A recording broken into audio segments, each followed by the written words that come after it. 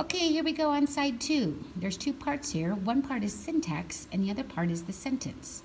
If I use syntax, I'm going to be using these weird arrow things, and that's because there's something in the sentence that's referred to previously that affects the error that you've made. Let's see if we can figure this out. We went swimming and to fish. If you have items in a list, you need to put them in the same order or the same form. So we went swimming and fishing, or we went to swim and fish. The next one is subject-verb agreement. Here we say she always eat her lunch. It should be she always eats her lunch because she is singular and eats is singular. The next one is a mistake in word order. So this little snaky guy I do, it just means you need to flip it around. So I don't want to be a waitress all my life. We don't say the blouse red is expensive. It should be the red blouse is expensive.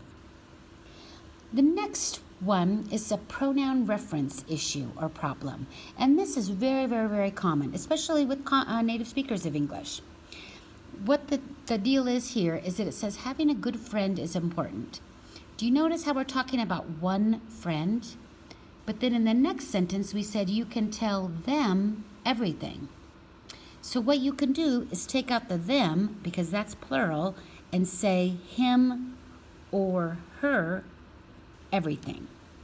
Or maybe you could even say having good friends is important and make this word plural, which would mean this one could stay as them.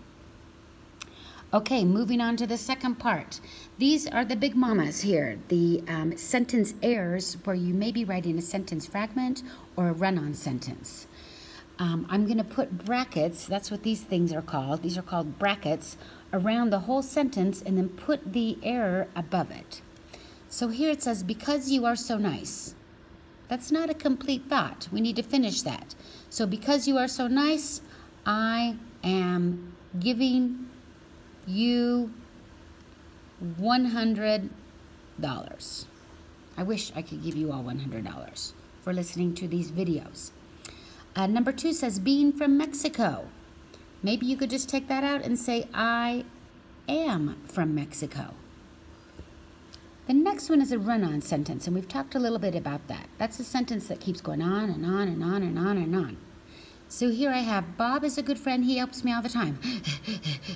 That's too long. We need to stop it here and make this a capital H. He helps me all the time.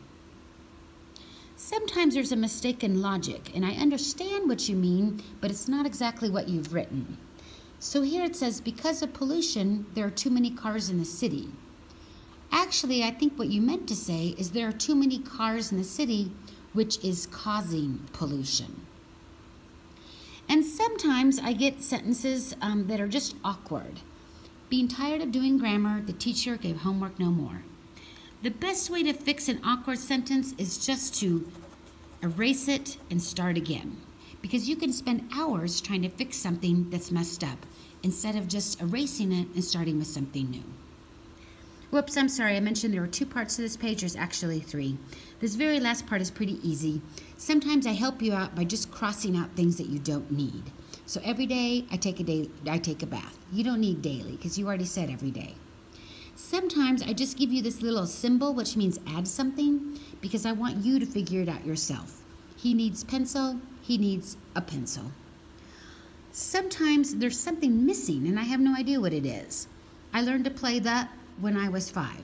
Learned to play the what? The piano? You learned to play the guitar? I learned to play Mario Brothers? I don't know. Is that right? Mario Kart Brothers? Whatever that video game is. Anyway, my very last one here I have here is incomprehensible. And this is a real student sentence. It says, his bag could never hide the raisins from the dark. What the heck does that mean? I have no idea. Again, maybe the best way to fix this is just to cross it out. I know I went through these quickly. I hope you can watch this video again if you didn't quite understand what it was I was doing.